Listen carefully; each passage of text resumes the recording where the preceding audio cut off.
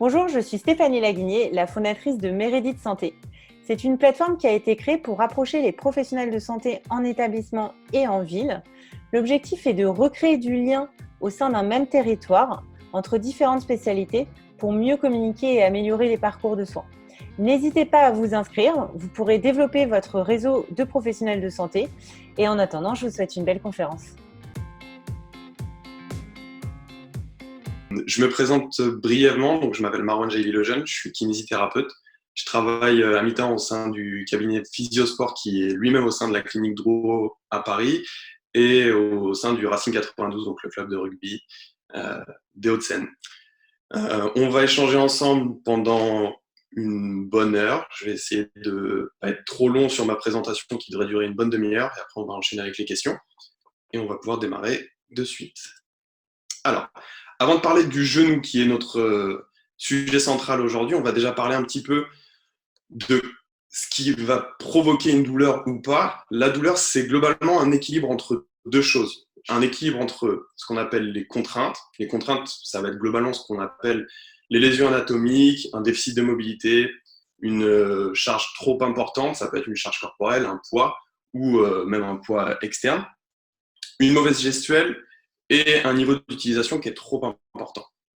Qu'est-ce qui va permettre de contrebalancer face à ça? Ça va être le fait que le patient ou la personne tout simplement ait une bonne mobilité, la présence d'un contrôle moteur et d'une force musculaire suffisante. On ne peut pas avoir l'un sans l'autre, ça c'est indispensable. Et une technique gestuelle adaptée, que ce soit aux gestes du quotidien ou aux gestes sportifs. Voilà. Qu'est-ce qu'on sait sur le syndrome fémoro-patellaire? Alors, syndrome fémoro-patellaire, on sait que c'est une douleur qui est face antérieure de genou, qui est liée à un déficit d'enclenchement de la patella dans la trochlée. Ça, c'est la définition générale et globale. Qu'est-ce qui se présente à nous au niveau des cabinets? C'est des personnes qui sont décrites dans la littérature comme des personnes avec soit du surpoids, soit une activité physique qui va induire des contraintes au niveau du genou. Elle est prédominante, cette pathologie, chez les femmes et chez les adolescents. Ce que moi j'en retire de tout ça, c'est qu'on a quand même pas mal de chances de se retrouver avec un syndrome fémoro-patellaire à partir du moment où on est vivant. Donc on va essayer de s'en occuper comme il faut. La réalité pour nous, en tant que kiné, dans les cabinets, elle est un petit peu différente. On se retrouve souvent avec des patients qui arrivent, bonjour monsieur, voici mon ordonnance. Et au final, on se rend compte que le patient, c'est tout simplement une douleur de genou. Si le patient il est bien diagnostiqué et qui a été envoyé par un médecin qui est un petit peu spécialisé sur le sujet, on va avoir une ordonnance qui correspond bien à un syndrome fémoro-patellaire, mais malgré tout, il va falloir pouvoir aller dans le détail. D'où la nécessité d'un bilan kiné. Le bilan kiné, pour moi, c'est vraiment la base de tout. Et c'est nous, les kinés, qui sommes responsables de ça. On ne peut pas se cacher derrière une autre profession. C'est vraiment nous, les spécialistes de la rééducation, et c'est notre responsabilité de pouvoir diagnostiquer nos patients. Alors, on va pouvoir démarrer. Donc, on se met un petit peu en condition. Il y a notre patient qui arrive au cabinet. Bonjour monsieur, voici mon ordonnance. Ok, syndrome fémoro-patellaire. On va tous commencer, bien entendu, par un bilan. Et ce bilan, il va devoir commencer par un interrogatoire. Alors, ce que je voulais dire avant toute chose, c'est que selon moi, la réussite en kinésithérapie, que ce soit pour un syndrome fémoro-patellaire ou pour une autre pathologie, ça passe par la réussite du bilan. Et le bilan, ça passe par la réussite de l'écoute du patient. On va en parler tout de suite. Donc, il y a d'abord une étude qui est très intéressante. Je vous invite à lire les études. Je vous mets toute la bibliographie en fin sur le PowerPoint. Vous pourrez aller chercher les articles si jamais ça vous intéresse. Donc, il y a un article qui nous montre comme quoi la prise en charge psychologique, donc l'accompagnement psychologique du patient, c'est au moins aussi important que le contrôle moteur au niveau du bassin dans la prise en charge du syndrome fémoro-patellaire. Donc ça, c'est un premier élément à prendre en compte. Après, de manière un peu plus globale, et pour la prise en charge en kinésithérapie dans son ensemble, ce qu'on sait, c'est que le patient il a besoin de 92 secondes pour pouvoir raconter son histoire. Malheureusement, ce qu'on sait aussi d'un autre côté, c'est que nous, en tant que thérapeute, on a tendance à interrompre nos patients au bout de 11 secondes. On sait aussi, pour que le patient il soit satisfait de sa prise en charge, que ce soit de manière réussie ou pas, il faut qu'il se soit senti Écouter. 60% des patients sont satisfaits de leur prise en charge s'ils se sont sentis écoutés. Pardon. Donc, quand on prend toutes ces informations, on peut se dire que globalement, si on arrive à ne pas parler pendant 92 secondes, laisser le patient s'exprimer pendant 92 secondes, on aura 60% de nos patients qui sont satisfaits de leur prise en charge. Je pense que ça, c'est important à prendre en compte. Ce qu'on sait également, donc, c'est que la douleur chronique, c'est une association de plusieurs paramètres. Un paramètre, bien sûr, biologique et biomécanique, mais également un paramètre social, environnemental et psychologique. Donc, cette écoute, elle est indispensable pour pouvoir essayer de déceler certaines choses. On n'est pas des psychologues, on n'est pas des spécialistes de la psychologie, je le concède, mais on a un vrai rôle d'accompagnement et ça, c'est important d'en prendre compte. Ensuite, on va passer à l'examen postural et neurologique. Alors, tout d'abord, l'examen neurologique, il y a deux choses importantes globalement à mettre de côté, en fait, à analyser pour pouvoir mettre de côté si jamais le patient présente des symptômes. Le premier symptôme, c'est les symptômes de compression nerveuse. Donc, on va se concentrer, nous, sur les dermatomes de L3, L4 et L5. Et les tests, c'est les tests de force, les tests de réflexe et les tests de sensibilité qui sont très, très rapides. On sait que si le patient présente un déficit de sensibilité, on va pouvoir aller chercher un peu plus en détail. Et ça, c'est très rapide à faire. Ensuite, les pathologies dites de sensibilisation du nerf. Alors, la sensibilisation du nerf, c'est un déficit de glissement du nerf à l'intérieur de sa gaine. Globalement, ça s'exprime par des douleurs sur le trajet du nerf qui seront produites lors de la mise en tension de ce nerf. Nous, on devra regarder particulièrement le nerf fémoral et un petit peu également le nerf obturateur et le nerf saphène. Je vous invite à lire ce livre que j'ai mis juste avant, donc celui-ci, Clinical Neurodynamics, c'est vraiment la Bible autour de la prise en charge sur les sensibilisations nerveuses. Ensuite, l'examen postural. Alors, l'examen postural, on en parle beaucoup en France sur la prise en charge en kinésithérapie. Moi, j'ai mis un petit bémol dessus. Je ne vais pas vous dire qu'est-ce qu'il faut regarder en examen postural. Je pense que tout le monde le sait, comment observer un genou de manière générale. Maintenant, ce que moi, je voulais vous partager, c'était que selon moi, l'examen postural, c'est qu'un indicateur. Ça ne doit jamais être un diagnostic en lui-même. Il y a plusieurs articles que je vous ai indiqués, dont notamment un de Laird qui date de 2016 et qui est très très sérieux, qui nous montre qu'on a des patients qui sont asymptomatiques et qui pour autant ont des postures statiques qui sont mauvaises.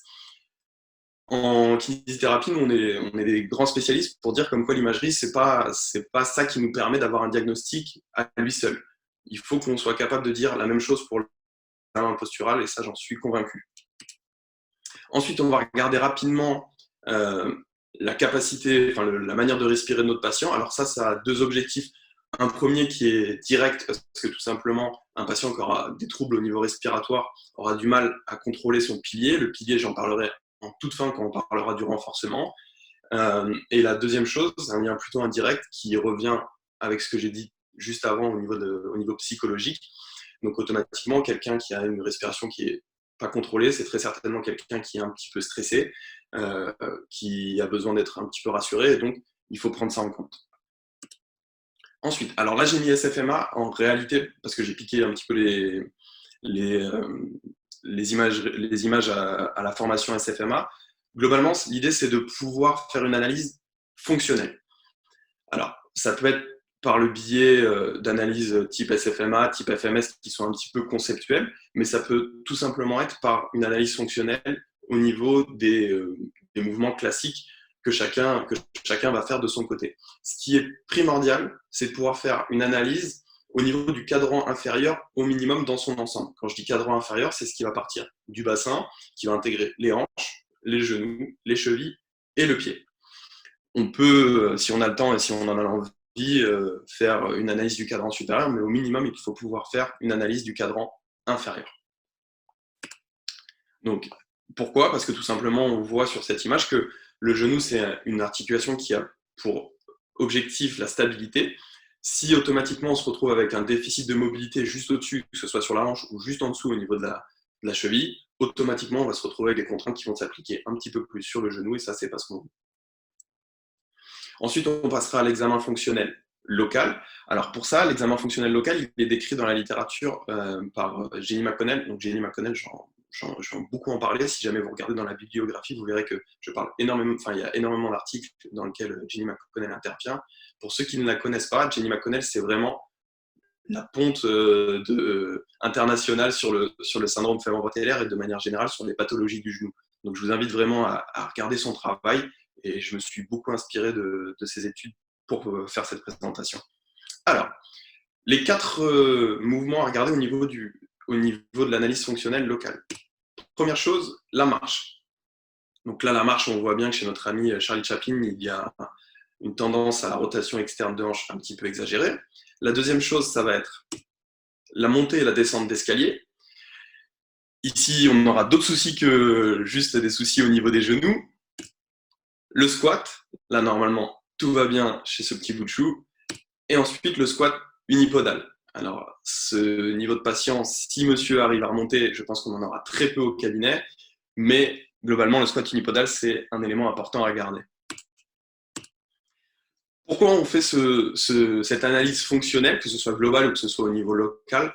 Pour 2 choses. La première chose, mettre en évidence des restrictions annexes, que ce soit sur les articulations supérieures ou inférieures, mais aussi également pour mettre en évidence des mouvements pathologiques de référence. Alors, un mouvement pathologique, qu'est-ce que c'est? C'est un mouvement sur lequel le patient va décrire une douleur ou également il va décrire un déficit, enfin, pas il va décrire, mais on va pouvoir voir un déficit de contrôle moteur. Tac.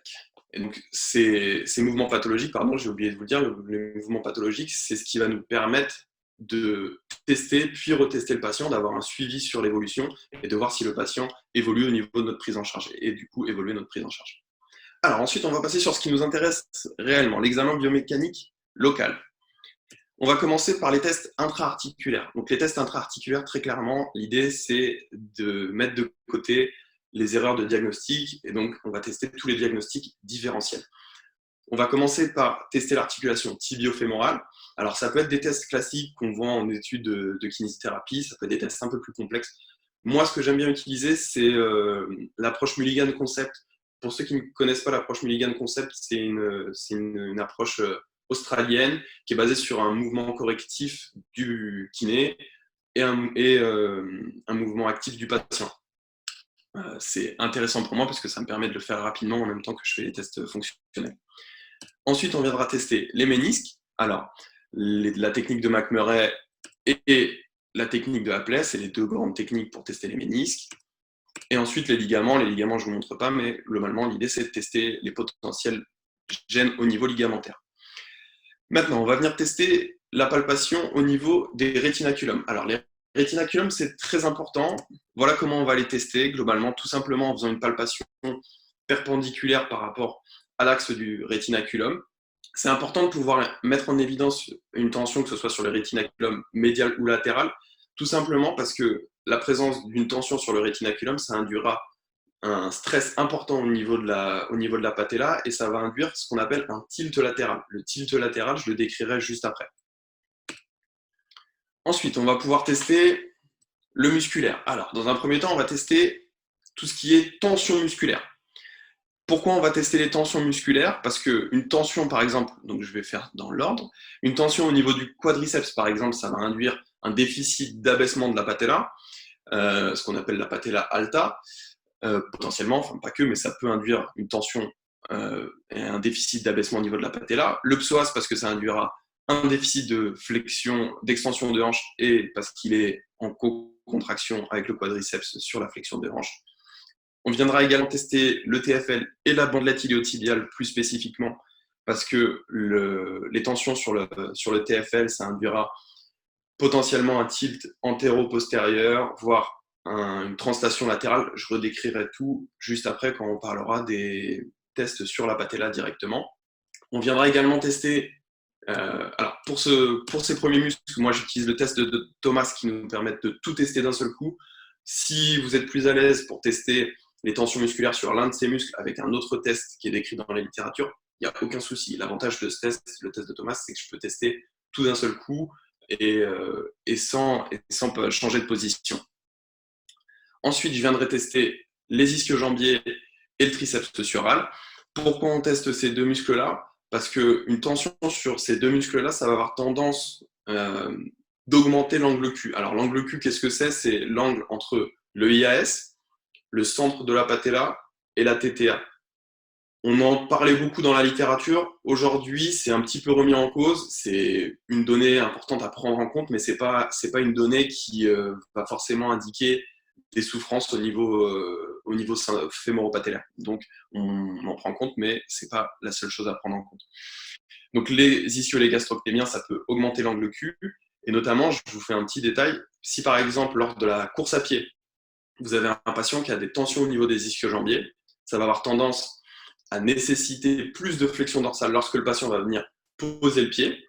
Si cette flexion dorsale elle est disponible, tant mieux. Si cette flexion dorsale elle n'est pas disponible, ce qui sera le cas s'il y a une tension et une hypoextensibilité au niveau du triceps sural, le patient il sera obligé d'aller chercher de la pronation au niveau de son pied. S'il va chercher de la pronation au niveau de son pied, ça induira un valgus actif qui lui-même va venir donc augmenter cet angle Q. Ensuite, on viendra regarder tout ce qui est trigger point. Trigger point, c'est les nodules musculaires, les tensions à l'intérieur du muscle qui induisent des douleurs. On viendra regarder le quadriceps, donc le droit fémoral, le vaste latéral et le vaste interne. On viendra également regarder les adducteurs qui potentiellement peuvent réveiller des douleurs au niveau du genou sur l'insertion basse. Une fois qu'on a fait tout ça, on viendra regarder les déficits musculaires. Alors, on va commencer par regarder tout simplement l'aspect musculaire au niveau du genou ou des genoux. Là, on voit bien un déficit au niveau du vaste interne droit. On va venir tester rapidement le rythme de contraction entre le vaste médial oblique et le vaste latéral. Dans la littérature, c'est décrit, le test entre le vaste médial et le vaste latéral, il est décrit avec l'utilisation d'un ECG. Un électromyogramme, pardon, un EMG. On n'a pas forcément ce matériel-là au cabinet. Nous, on va tout simplement venir poser nos doigts sur un faisceau musculaire et sur l'autre et on va demander une contraction lente et progressive au patient. Et l'idée, c'est de voir si jamais il y a un décalage entre le vaste médial et le vaste latéral qui est perceptible par le kiné, c'est qu'il y a vraiment quelque chose de présent. Une fois qu'on a fait ça, on va venir tester la force musculaire. Alors, deux manières de tester. Je ne sais pas si vous voyez l'image de droite. Si vous la voyez pas, toujours est-il que c'est un dynamomètre. Un dynamomètre au cabinet, tant mieux. Vous allez pouvoir avoir une évaluation précise de la force. Est-ce qu'on a eu un problème on a eu un problème de son? N'hésitez pas à revenir en arrière. Ok. Alors, je posais juste la question sur la présence ou non de la photo sur l'image. Si jamais vous ne voyez pas l'image de droite, c'est un test avec un dynamomètre. Si vous avez un dynamomètre, tant mieux. Vous pouvez faire une analyse de la force précise au niveau musculaire. Si vous n'en avez pas, vous pouvez tout simplement faire des break tests qui vous donneront une idée générale de la force du côté lésé par rapport au côté sain. Si vous avez deux côtés lésés, ce qui est malheureusement très souvent le cas sur les syndromes fémoro-patellaires, ça sera à votre bon jugement en sachant que la force elle-même, c'est juste un critère, ça sera à prendre en compte avec le fonctionnement, les tests fonctionnels au niveau local qu'on a fait avant. Alors, on va rentrer dans le vif du sujet avec les analyses de les tests d'analyse au niveau de la patella. Le premier test, on va tester la potentielle laxité au niveau de la patella, donc c'est le test de Smiley. Ça, c'est pareil, l'idée, c'est de pouvoir mettre de côté une laxité parce que la prise en charge sur une laxité, ça ne sera pas exactement la même chose que sur un syndrome fémoro-patellaire classique. Et je ne vais pas m'étaler là-dessus parce que sinon, ça demanderait beaucoup trop de temps. Alors, le premier test, c'est le test du glide ou translation. Tout simplement, l'idée, c'est de mesurer la distance entre le milieu de la base de la patella et un condyle, donc le condyle médial, et ensuite le condyle latéral. Un décalage de 5 mm d'un côté ou de l'autre induira un glissement. Il y a très souvent des glissements qui sont latéraux. Et ça, c'est très souvent produit, comme je vous le disais, par deux choses. Une tension sur le TFL ou un déficit de contractibilité au niveau du vaste médial oblique. Ensuite, on pourra venir tester le tilt latéral. Le tilt latéral, il est testé uniquement en palpation. Donc, je vais tout simplement positionner mes deux doigts sur les condyles et je vais remonter jusqu'à la patella. Je le fais d'un côté et de l'autre, et l'idée, c'est de voir si je ressens autant mon bord latéral d'un côté que de l'autre. À partir du moment où je sens moins le bord latéral d'un côté, c'est qu'on se retrouve en présence d'un tilt latéral et que le bord latéral est un petit peu postériorisé. Le tilt latéral, il va être provoqué par deux choses également. Une tension au niveau du rétinaculum latéral ou une tension au niveau de la bandelette iliotibiale. Ensuite, on va pouvoir venir tester le tilt antéro-postérieur. Le tilt antéro-postérieur, c'est la postériorisation de l'apex de la patella. Et je vais pouvoir le tester en venant passer ma main de la TTA jusqu'à la patella, de la même manière que pour le tilt latéral. Si je me retrouve avec une différence entre le côté sain et le côté lésé, on va pouvoir partir sur le principe qu'il y a la présence d'un tilt antéro-postérieur. Alors le tilt antéro-postérieur, lui, pour le coup, il est provoqué par plusieurs choses. Une tension sur la bandelette iliotibiale, une tension sur le droit fémoral, une tension sur le tenseur du fascia latal lui-même, donc qui potentiellement induit une tension sur la bandelette iliotibiale, et la présence d'un coussin graisseux de Hoffa épaissi. Je décrirai le coussin graisseux juste après sur le slide suivant. Ensuite, la dernière chose à analyser, ça va être la position en rotation de la rotule. Alors, l'objectif, c'est de se retrouver avec la base de la patella perpendiculaire à la diaphyse fémorale. À partir du moment où je me retrouve avec une inclinaison plutôt latérale ou plutôt médiale, je vais décrire la présence d'une rotation plutôt latérale ou plutôt médiale. Qu'est-ce qui provoque ça? Ça va être un déficit au niveau du vaste médial oblique. Tous ces tests, ils peuvent être également effectués, donc là, c'est des tests qui sont effectués au repos, mais ils peuvent également être effectués de manière active. Donc, un test qui est négatif sur un patient qui est complètement relâché, je vais lui demander de contracter tout simplement sa cuisse. Et lors de la contraction, je vais de nouveau observer exactement les mêmes critères. Si je me retrouve avec un test qui est positif lors de la contraction, on partira sur le principe qu'il y a un défaut de position de la patella lors de l'activité musculaire.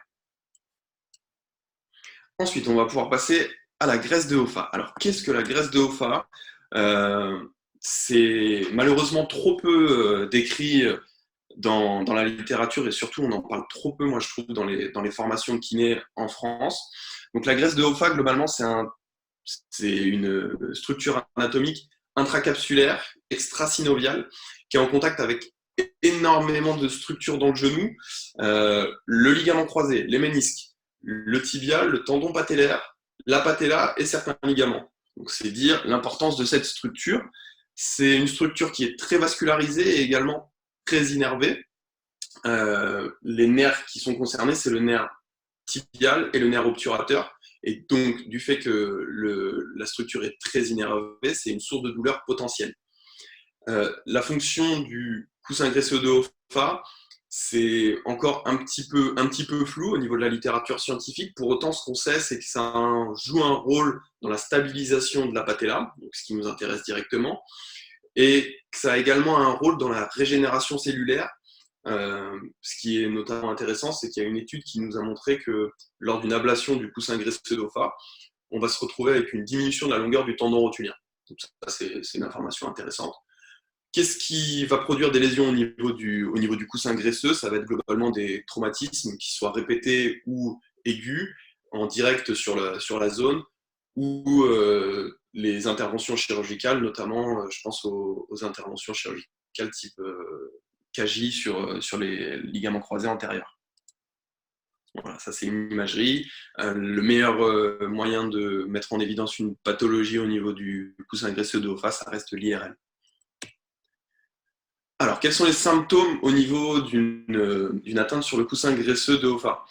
Ça va être globalement une inflammation et de la fibrose qui va provoquer de la douleur et un déficit de mobilité au niveau de la patella. Comment on va pouvoir le diagnostiquer? Le test principal qui est décrit dans la littérature, c'est celui-ci, c'est le test de pression plus extension. Donc, qu'est-ce que je vais faire? Je vais venir palper mon coussin graisseux. Pour palper le coussin graisseux, je mets mes deux doigts à l'extérieur du tendon du tendon rotulien et je vais venir mettre une pression postérieure. Une fois que j'ai mis cette pression postérieure, donc le genou est fléchi, je vais venir en passif tendre la jambe du patient. Si ça reproduit une douleur, c'est que le test est positif. On peut également le faire en actif, ce qui induirait une sollicitation et une perturbation active. Il y a d'autres tests qui sont intéressants à pouvoir faire et qui sont rapides. L'observation de la largeur du coussin, tout simplement, entre côté sain et côté pathologique, c'est pas toujours pratique parce que tout simplement, on a souvent des patients qui sont atteints en bilatéral. L'analyse du tilt antéro-postérieur, donc comme je le disais, la présence d'un tilt antéro-postérieur, ça fait très souvent écho à un épaississement du coussin graisseux, donc ça va nous orienter vers le fait de nous dire que le coussin graisseux est en souffrance. Et la dernière chose qui est importante, c'est de pouvoir différencier une atteinte du coussin graisseux et du tendon rotulien. Alors, c'est pas un test qui est décrit comme à 100% fiable au niveau de la littérature, mais ça nous donne une indication. L'idée, c'est tout simplement de venir créer une pression sur le tendon rotulien. Si le patient ressent une douleur à la pression lorsque le tendon rotulien est relâché, donc que le quadriceps est relâché, et que le patient ne sent pas de douleur lorsque le genou va être contracté, on partira sur le principe qu'il y a plutôt une atteinte du coussin graisseux que du tendon rotulien. Voilà, alors. Globalement, là, on en a fini avec la rééducation, avec le bilan, pardon, on va passer à la rééducation. Selon moi, ce qui est important à prendre en compte, c'est qu'il n'existe pas de meilleure technique. Ce qui est important, c'est de pouvoir mettre en place une technique qui va être vraiment adaptée à ce qu'on a mis en évidence avec le bilan. Si j'ai envie de vous donner la meilleure technique selon moi, ça va être votre bilan. S'il faut passer du temps sur quelque chose, passez du temps sur votre bilan, ça va vous permettre de gagner du temps par la suite. Et même si au final vous utilisez une technique qui est peut-être un tout petit peu moins efficace, votre patient il va quand même avancer. Et à partir du moment où votre patient continue à avancer dans sa prise en charge, il sera très satisfait. Alors il y aura parfois des patients qui seront très pressés, que ce soit de manière légitime ou pas, mais très souvent les patients sont satisfaits à partir du moment où ils avancent. Il faudra absolument utiliser le système du test-retest, parce que c'est ce qui va nous permettre, nous, d'évaluer la prise en charge qu'on est en train de proposer à notre patient, mais c'est aussi ce qui va permettre au patient de se dire « Ok, je vais mieux ». On est très souvent confronté à des patients qui nous disent, quand on leur demande « Ok, comment ça va par rapport à la dernière fois ?» Ouais, ça va pas trop. Là, on a quelque chose de très fiable. Si par exemple votre patient il avait une douleur lors du squat et qu'au final, maintenant il a une douleur que sur le squat unipodal, vous pouvez lui dire « Ok, regarde, il y a une évolution ». La dernière chose qui est importante à prendre en compte sur le traitement de manière générale, c'est que le traitement, il faut absolument qu'il soit lié à une participation du patient. Il faut pouvoir dire au patient, surtout si c'est une douleur qui est présente depuis un moment, une douleur chronique, que la prise en charge elle sera efficace qu'à partir du moment où le patient il s'investit dans cette prise en charge. Ça peut être une prise en charge très longue, surtout si la douleur est présente depuis très longtemps. Et en fonction du niveau, on va dire, du patient, ça peut prendre plus ou moins de temps. Ce qui est indispensable, c'est que le patient puisse intervenir. Si le patient intervient dans sa prise en charge, on va aller plus vite et c'est aussi de notre responsabilité de lui donner des exercices clairs et simples pour qu'il puisse le faire. Alors, on va commencer par traiter le tissu mou. On va d'abord commencer par s'occuper des triggers. Les triggers, pourquoi je commence par ça? Parce que tout simplement, c'est une source de douleur qui peut très rapidement disparaître à partir du moment où on s'en occupe. Il n'y a pas, comme je disais, il n'y a pas de technique miracle. Il y a des techniques efficaces, il y a des techniques efficaces qui répondront en fonction de tel patient ou tel patient. Là, je vous ai mis une photo avec du dry needling. J'ai mis également des photos d'auto-exercice. Ça peut très bien être des pressions ischémiques, l'utilisation d'un pistolet de massage, du MTP, de l'ART, Active Release Technique, ce que vous voulez à partir du moment où on est sur les bons muscles et qu'on est bien dans ce qu'on a diagnostiqué lors du bilan. Ensuite, on va venir traiter les tensions donc, au niveau tissulaire. On va commencer par les tensions au niveau du rétinaculum. Alors, pour traiter la tension au niveau du rétinaculum, l'idée, c'est de venir corriger le tilt qui est présent. Donc, si on a un tilt latéral comme il est présent ici, ce que je vais faire, je vais venir appuyer sur le bord médial pour venir faire décoller le bord latéral. Une fois que j'ai fait décoller mon bord latéral, je vais pouvoir venir le masser avec un massage transversal profond classique pour créer des glissements dessus. Ça peut être d'autres techniques, ça peut être des crochets, etc., etc.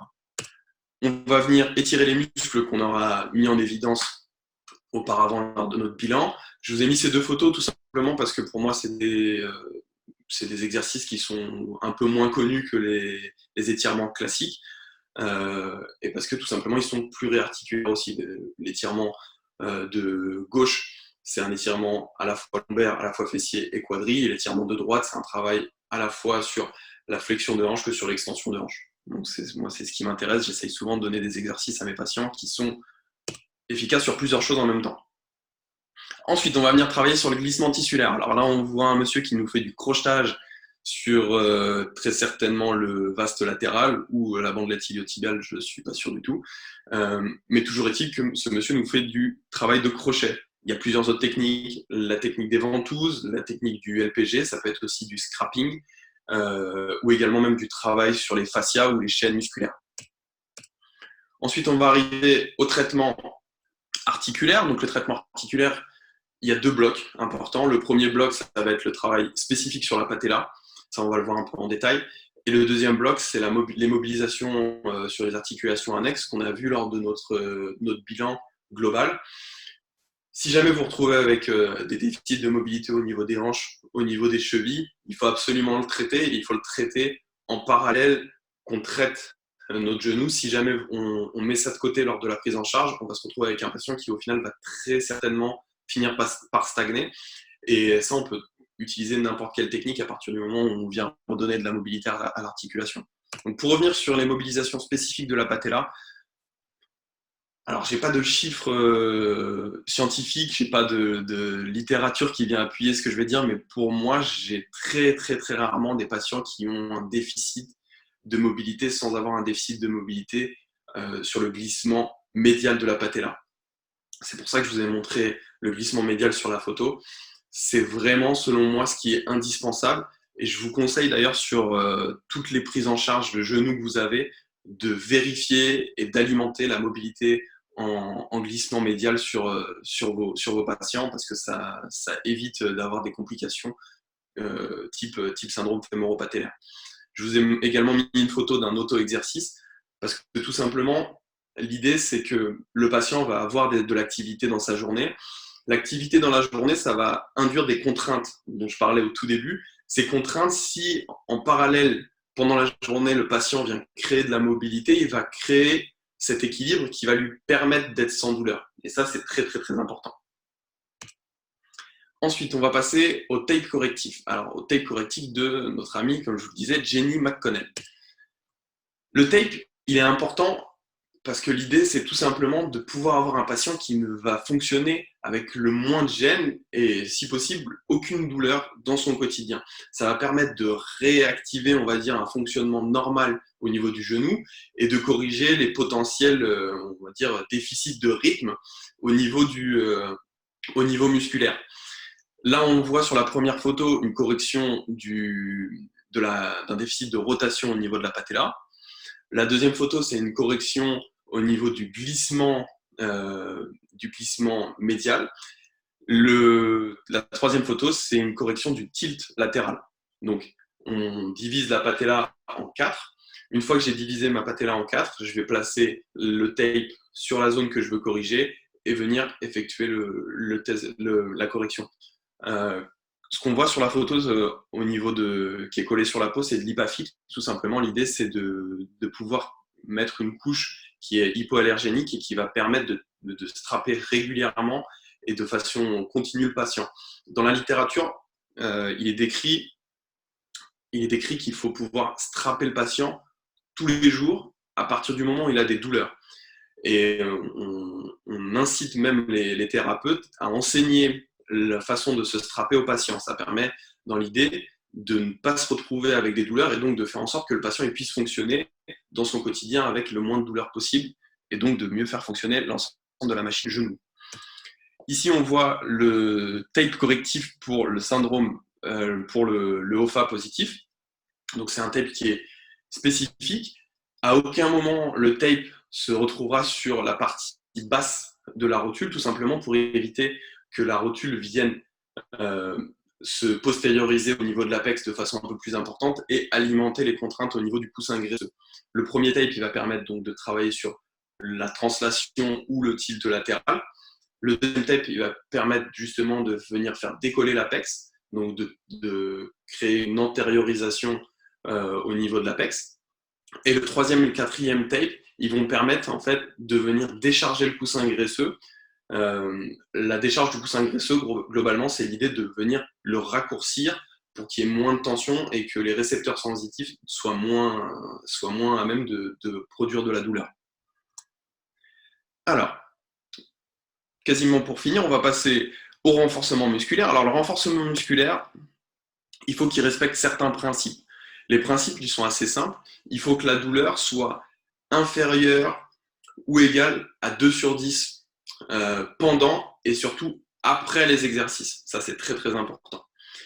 On va prioriser la qualité gestuelle par rapport à la quantité et on va faire en sorte qu'il y ait une augmentation de la charge progressive. Ça peut être soit par le rajout de poids de manière progressive, mais ça peut être aussi par l'utilisation d'exercices qui sont un petit peu plus complexes. Tout simplement passer d'un squat bipodal à un squat unipodal aidé et ensuite à un squat unipodal sans aide.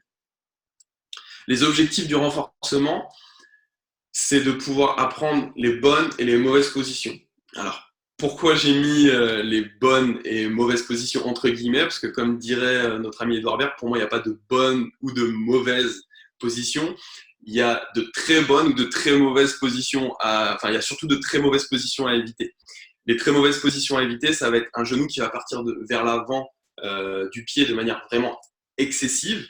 Je sais que certains dans la littérature nous indiquent comme quoi il ne faut pas que le genou dépasse une certaine ligne par rapport aux gros orteils. Ce qu'on sait en réalité, c'est que lorsqu'on va descendre des escaliers, le genou va partir en avant. Donc, il faut remettre ça un petit peu dans une réalité. Et ce qu'on sait également, c'est qu'il y a certains patients qui vont avoir des fonctionnements un petit peu différents des autres et qui pour autant seront asymptomatiques. Donc, ce qu'il faut, c'est avoir un fonctionnement globalement correct, mais sans pour autant se dire qu'il faut quelque chose de parfait. Et une augmentation de la force. Alors, de la même manière, je sais que dans la littérature, il est décrit comme quoi il faut faire travailler les muscles stabilisateurs comme des muscles d'endurance, et donc il faut travailler à des charges, on va dire, moyennes, voire basses, et avec beaucoup de répétitions. Je suis à 100% d'accord avec cette réalité, mais je suis aussi d'accord avec une autre réalité qui nous indique qu'à partir du moment où le patient va augmenter sa force maximale sur un groupe musculaire, l'effort produit sur ce même groupe musculaire sera ressenti comme moins important. Je m'explique, un patient qui aura une force musculaire X, qui va descendre des escaliers, aura une représentation, je sais pas, d'une charge à peu près à 15%. Si on augmente sa force maximale, automatiquement, il va avoir un ressenti qui va baisser, peut-être à 12%, je sais pas, c'est des chiffres, là c'est vraiment pour que vous compreniez l'idée. Donc oui, il faut travailler les muscles stabilisateurs comme des muscles d'endurance à des faibles intensités, mais il faut aussi se dire que l'augmentation de la force maximale, ça a un côté bénéfique pour l'amélioration de nos patients, et notamment sur les syndromes fémoro-patellaires. Alors, on va passer dans le vif du sujet sur le renforcement. 4 gros blocs. Le premier bloc, c'est ce que j'appelle moi le pilier. Le pilier, c'est indispensable. Et pourquoi je le mets en premier? Parce que pour moi, c'est ce qui va permettre justement que la suite des exercices soit faite de façon correcte ou non. Alors, je vous ai mis quelques petits exercices de pilier. Certains appellent ça le gainage. Moi, l'idée, c'est vraiment que le patient puisse avoir un contrôle au niveau du rachis dans son ensemble et que l'énergie ne soit pas perdue en fait dans une mauvaise position du rachis. Une personne qui va avoir le dos complètement voûté sur une position de squat, automatiquement, il va utiliser de l'énergie enfin, la répartition d'énergie ne sera pas bonne et ça sera beaucoup plus compliqué pour lui de venir contrôler son genou. On passe ensuite au quadriceps. Au niveau du quadriceps, pour moi, il y a 2 étapes. La première étape, ça va être du renforcement, du réapprentissage sur les gestes du quotidien. La photo de gauche, on voit un exercice qui est utilisé pour les personnes qui ont des douleurs à la marche. La photo de droite, c'est pour les perturbations sur la descente ou sur les montées d'escalier. L'idée ici, c'est toujours à peu près la même chose, avoir une bonne activation musculaire, que ce soit au niveau du vaste médial, mais également au niveau du vaste latéral. Ce que j'ai oublié de vous dire à ce sujet-là, d'ailleurs, c'est qu'une pression au niveau du coussin graisseux de haut phare, ça induit un déficit d'activation au niveau du vaste médial, qui lui-même induit un déficit de contrôle moteur au niveau du moyen fessier. C'est pourquoi, en fait, comme on a très souvent des tensions au niveau du coussin graisseux de haut phare, ou qu'on a très souvent des déficits d'activation au niveau du vaste médial, il va falloir travailler sur ces choses-là, sur l'activation des rotateurs externes de hanche et un bon rythme musculaire au niveau du quadriceps. Donc là, tout simplement, sur la photo de gauche, c'est du renforcement statique isométrique qu'on pourra ensuite moduler avec un tout petit peu plus de flexion. Sur la photo de droite, l'idée, c'est de travailler le contrôle du bassin et du valgus actif. On va ensuite passer au travail musculaire de manière un petit peu plus classique. Donc, encore une fois, on est sur l'apprentissage avant le renforcement, parce que tout simplement, on se retrouve très souvent avec des patients qui n'utilisent pas du tout la bonne technique gestuelle, mais qui ont énormément de force musculaire. Ça arrive très souvent, et ça arrive même avec des sportifs de très haut niveau. Donc, le fait d'apprendre la bonne position, ça peut être la solution à tous nos problèmes. Donc, là, on voit des images, des petits dessins. Ça arrive très régulièrement des patients qui sont vraiment comme ça. Et sur le squat unipodal, on voit un valgus dynamique présent qui ne nous plaît pas beaucoup. Là, quand je parlais des mauvaises positions, on est en plein dedans. Ensuite, au niveau des ischio-jambiers. Alors, le travail des ischio-jambiers, selon moi, j'essaye de faire en sorte qu'il soit toujours fonctionnel. Donc, soit je l'associe à du contrôle moteur au niveau des fessiers, soit je l'associe à du contrôle moteur au niveau du pilier, soit je l'associe à du travail spécifique au niveau de la course à pied. Au niveau de la course à pied, au niveau de la propulsion dans l'idée. Il faut absolument que les ischio-jambiers soient utilisés de manière cohérente. Les ischio-jambiers, on sait qu'ils ont une action au niveau de la co-contraction avec le quadriceps, donc c'est pour ça que j'aime bien le travail unipodal sur les ischio-jambiers. Et on sait également qu'ils ont un objectif, enfin qu'ils ont pour fonction de freiner l'extension du genou lors du sprint ou lors d'une frappe, par exemple. Donc il faut essayer de se dire, ok, je vais rester fonctionnel, faire des flexions en chaîne ouverte, ça me semble moins pertinent. Donc, ensuite, on va pouvoir travailler les fessiers. Alors pour moi, les fessiers, je les travaille un petit peu tout le temps. Comme je vous disais, l'idée, c'est d'avoir une bonne activation au niveau des rotateurs latéraux. À partir du moment où on fait en sorte de corriger le patient, on a un travail au niveau des fessiers. D'autant plus si le patient fait du travail unipodal. Maintenant, si on veut faire du travail spécifique au niveau des fessiers, et notamment au niveau des rotateurs latéraux de hanche, c'est ce qui nous intéresse le plus, l'exercice clé, ça va être celui-ci, ça va être la marche latérale avec résistance. Je vous invite à regarder cette infographie de notre ami Yann Lemeur qui nous montre en fait la sollicitation musculaire en fonction de l'endroit sur lequel on va placer l'élastique, que ce soit au niveau des genoux, des chevilles ou des pieds. Si par exemple vous savez que vous avez une tension musculaire au niveau du TFL, ça ne sera pas forcément pertinent de venir placer l'élastique au niveau des chevilles et des pieds parce qu'on va avoir une sollicitation sur le TFL qui sera trop importante. Ensuite, alors pour la pratique du sport, pareil, il faut respecter certains critères. On ne veut pas stopper nos patients, on ne veut pas que nos patients s'arrêtent de manière complète d'avoir de l'activité physique. Si vraiment le patient est trop douloureux, vous pouvez lui donner des exercices de travail du pilier, ça lui permettra de continuer à maintenir une activité. On peut continuer à lui demander de faire des activités qui sont non douloureuses, mais à aucun moment on va lui demander d'arrêter ce qui ne lui réveille pas de douleur. L'idée, c'est à partir du moment où le patient n'a pas une douleur qui est, j'ai mis 2 ou 3, mais plutôt dans la littérature, c'est inférieur ou égal à 2 sur une EVA, on le laisse faire, il n'y a pas de souci. Ce qu'il faut, c'est absolument préciser au patient que l'EVA à inférieur ou égal ou à 2, c'est pendant et après. Si le lundi, votre patient, il vient et vous dit « oui, hier, j'ai fait une course à pied pendant 40 minutes, aujourd'hui j'ai une douleur à 4 », ok, il ne fallait pas courir 40 minutes. C'est aussi simple que ça. L'idée, c'est de vraiment se dire pendant et après. Pour essayer de stimuler justement le fait de ne pas développer ces douleurs-là, on va utiliser deux outils. L'échauffement, donc avec du travail de mobilité, ça va nous permettre de mettre en place tous les exercices qu'on a donnés à notre patient. Du travail d'activation spécifique, quand je parle d'activation spécifique, c'est l'activation au niveau musculaire. Donc, il faut un échauffement musculaire des muscles qui vont être sollicités en fonction de la pratique.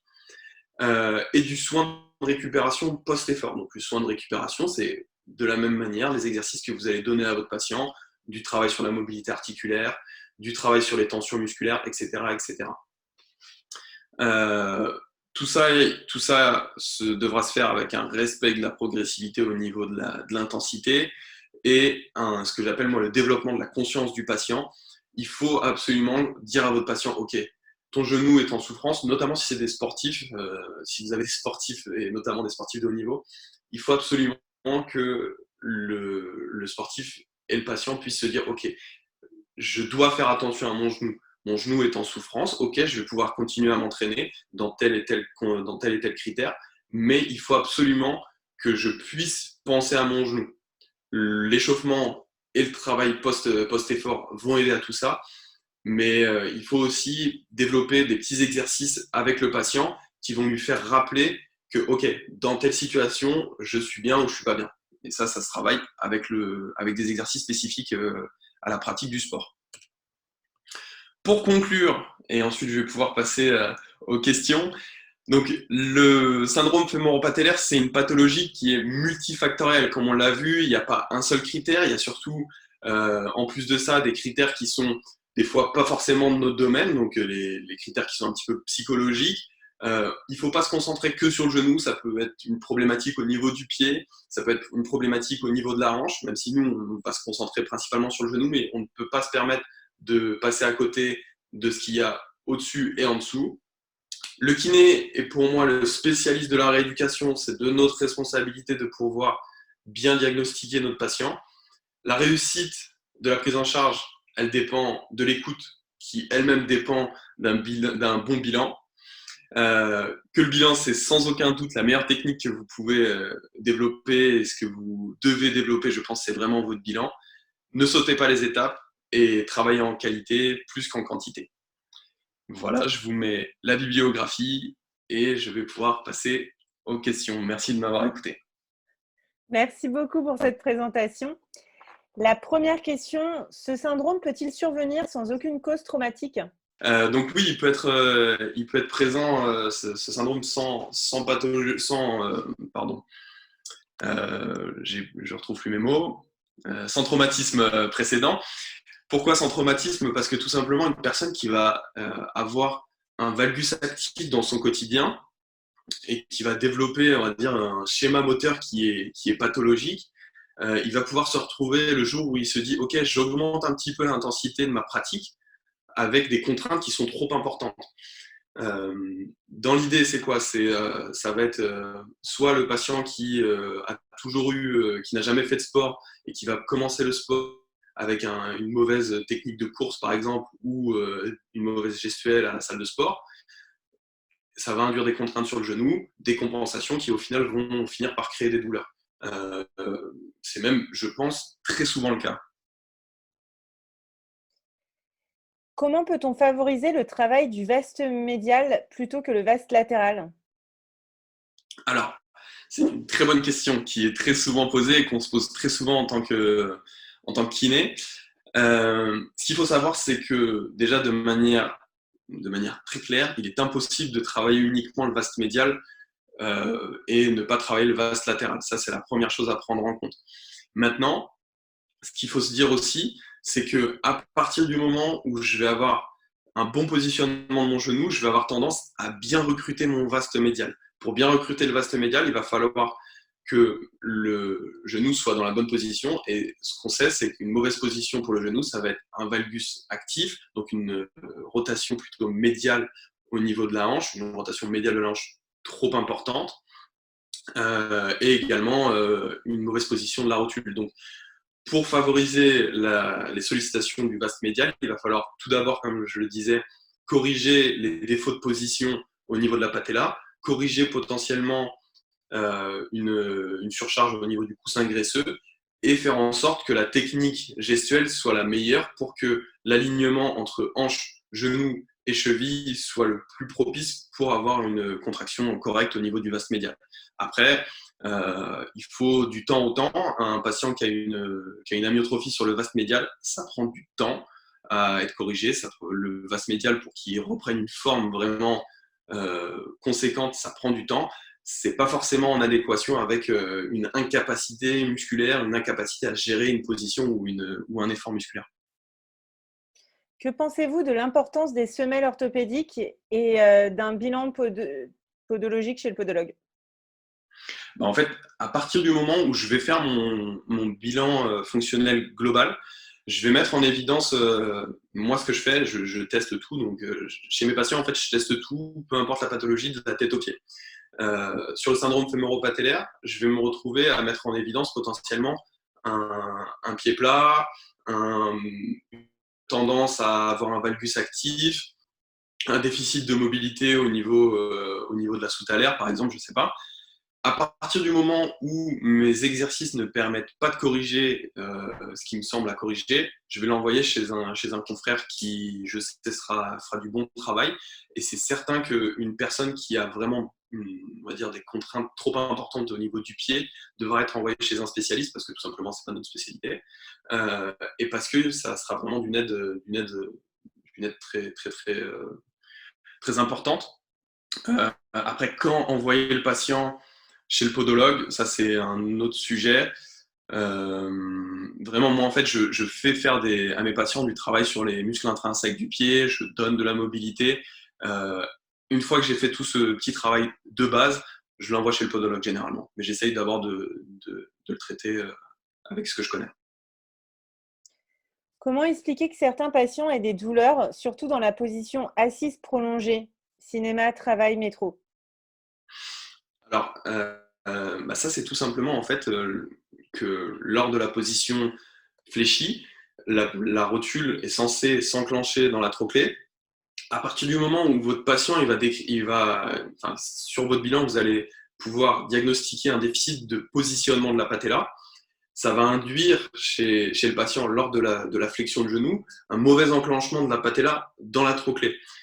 Ce mauvais positionnement et ce mauvais enclenchement, ça va induire des contraintes trop importantes sur la rotule ou sur les tissus autour de la rotule et du genou qui vont finir par produire des douleurs. Donc c'est pour ça que la position statique, elle est délétère, et la position statique genou fléchi d'autant plus. Pour les douleurs en position assise, je pense qu'il s'agit de phénomènes vasculaires du fait de la compression du fat pad.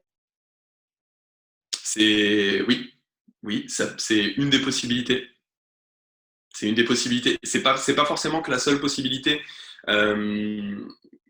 C'est si vous avez un patient qui n'a pas du tout, ça arrive, un patient qui n'a pas du tout un coussin graisseux épaissi, donc le fat pad est complètement sain. Vous pouvez quand même vous retrouver avec un patient qui a une grosse tension de la bandelette iliotibiale et du rétinaculum qui va venir créer un tilt latéral. Donc votre rotule, elle est vraiment comme ça. La position assise prolongée, ça va venir mettre une contrainte très très importante sur les facettes patellaires dans la flexion de genou. Et ça peut aussi être une source de douleur. Maintenant, c'est certain que le fait que le fat pad soit irrité, gonflé, inflammé ou même un petit peu fibrosé, ça va induire une problématique ischémique ou une problématique nerveuse également. Mais c'est moi, s'il fallait que je vous conseille quelque chose, c'est vraiment essayer de développer votre bilan sur le coussin graisseux et votre prise en charge sur le coussin graisseux, parce qu'on n'en parle pas assez. Il y a malheureusement trop peu de médecins qui en parlent à mon goût, et c'est très très très très très souvent présent, notamment chez les post-op sur les LCA, et aussi chez les jeunes, chez les adolescents. Quel Peut-être est revenir à la l'intérêt? question précédente. Je ne sais pas si ça a été détaillé ou pas. Non, Pas encore. Phil, si vous pouvez détailler la première question, n'hésitez pas. En attendant, l'intérêt d'un dégrippage de la rotule sur vélo, par exemple, ou des legs extensions à répétition sans charge.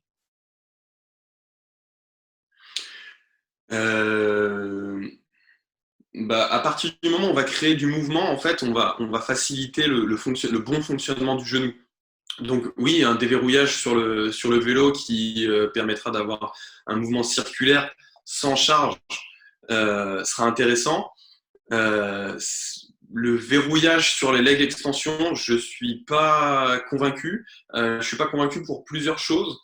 La première, si vous avez un syndrome de OFA, un coussin graisseux de OFA présent et épaissi, l'hyperextension, le verrouillage en extension est une source de douleur. Donc, ça sera complètement même plutôt contre-indiqué. Si vous avez un défaut de positionnement de la rotule, qui est lié à une tension musculaire, les leg extensions vont avoir tendance aussi à majorer ça. Moi, j'aime bien l'idée de mouvements circulaires sur le vélo. J'aime bien également l'idée éventuellement de petits mouvements sans charge. Maintenant, des leg extensions avec charge, j'aime moins. Des verrouillages en extension de genou de façon continue, j'aime pas du tout. Enfin voilà, dans l'idée, c'est ça. Ok. Alors, voilà, la précision est là. Ok. Pour le TENS, c'est pour le renforcement. Quel mode, quelle durée? Ok. Alors là, on rentre un peu plus dans le détail.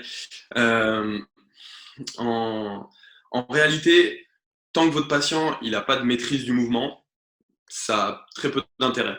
Moi, malgré tout ce que je fais, j'essaye toujours de faire du renforcement pur, entre guillemets, vraiment du travail de force pure, en parallèle du travail technique. Donc, je fais du travail technique avec mon patient et en parallèle de ça, parce qu'on a du matériel au cabinet, on a de la chance là-dessus, je fais toujours faire, à partir du moment où c'est non douloureux, bien entendu, du travail de renforcement. J'aime beaucoup le travail avec le travail de force. Donc, le travail de force, pour moi, ça se fait avec des charges importantes et un nombre de répétitions assez faible.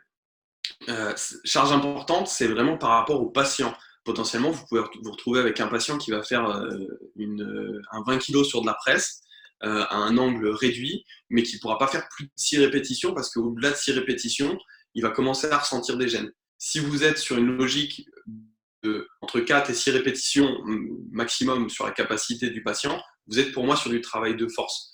Maintenant, si vous savez que ça va avoir tendance à produire des douleurs, je vous conseille de passer sur un exercice peut-être un petit peu moins difficile. Euh, Après, ce que je fais moi souvent, c'est que en fait, je divise ma séance en 3 parties. Je fais mon soin sur table, donc je vais venir faire mes mobilisations, je vais venir faire mon traitement musculaire, je vais venir redonner un petit peu de mobilité à la rotule, etc. Une fois que j'ai fait tout ce traitement sur table, je vais passer aux exercices. Les exercices, ça va être principalement des exercices techniques. Donc, pourquoi? Parce que je veux que le patient ait un maximum d'énergie lorsqu'il va faire les exercices techniques. Le fait que j'ai déverrouillé tout ça et que j'ai potentiellement strappé, même quasiment tout le temps strappé mon patient pour avoir une bonne position au niveau de la patella, ça va permettre au patient d'être non douloureux. Donc, il va faire ses exercices techniques avec un maximum d'énergie et pas de douleur. Une fois qu'on a fait ça, je vais lui donner des exercices en autonomie avec généralement un exercice de force. Ça peut être de la presse, ça peut être des squats, ça peut être des fentes, ça peut être des montées sur marche, ça peut être des descentes de marche. Vraiment, c'est libre à chacun. Un exercice de force, un exercice plutôt d'équilibre et qui va me permettre pour le coup de travailler le côté un petit peu endurance au niveau musculaire. Et un exercice plutôt gainage, travail du pilier, travail des fessiers. Voilà, comme ça me permet d'avoir quelque chose d'assez complet. Très bien. Eh bien, écoutez, J'espère que j'ai répondu à la question. bah, Phil, vous nous dites. Hein. Bah, écoutez, en tout cas, il est 16h, c'est la fin des questions, donc c'est parfait. Bah non, en fait. Allons-y, s'il y a Est-ce une ou deux questions. que, ah oui, du coup, Phil nous dit que les explications sont très claires. Et Merci. donc, ce n'est pas des questions, mais c'est vraiment top. Merci beaucoup. Bah, merci à vous de vous être Merci connectés. beaucoup. Merci Marwan pour cette présentation. Et Merci à du vous. coup, vous avez un sondage si vous souhaitez d'autres thèmes. C'est la première fois qu'on faisait un webinaire autour de la rééducation. Si ça vous plaît, eh ben, écoutez, n'hésitez pas et on continuera. En attendant, le prochain webinaire aura lieu le 27 mai à 20h. C'est un chirurgien orthopédiste qui parlera des douleurs de l'épaule douloureuse chronique. Voilà, je vous souhaite une très belle fin de journée et je vous laisse le mot de la fin. Merci à tous d'être restés jusqu'au bout pour m'écouter. J'espère que ça vous aura été utile et enrichissant. Continuez à faire attention à vous et à vos proches. On est dans une période qui, malgré tout, est un petit peu compliquée pour tout le monde. Donc, continuez à faire attention. Et si je peux finir avec ça, prenez le temps avec vos patients sur le bilan. Ça sera toujours mieux que de se précipiter sur du traitement. Voilà. Merci, bonne journée. Merci, bonne journée. Au revoir.